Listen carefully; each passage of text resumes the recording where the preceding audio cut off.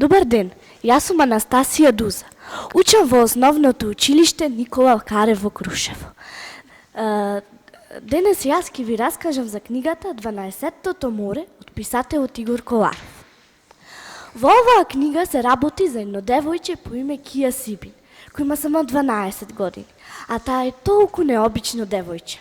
Собира фигури на порцелански животни, а потоа се запознава со Симона, воено која станува најдобра другарка.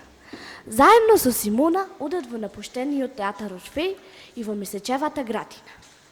Главни ликови во оваа книга се Господја Фоо, баба Инакија, професор Апи, средниот Џо, господин 2+1 и други ликови.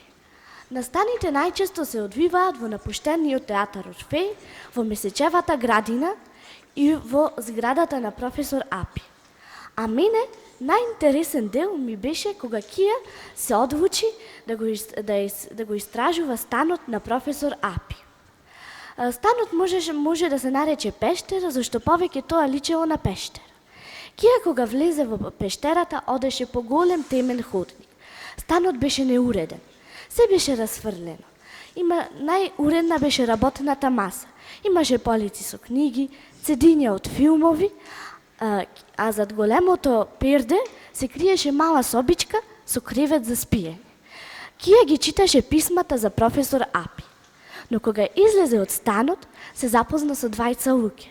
Едниот беше старец, а другиот беше мал господин, кој седеше на рамото на старецот.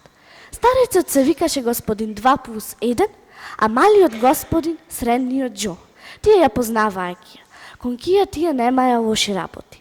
Името му го кажа Анге Сол, кој ги знаел работите за целиот свет.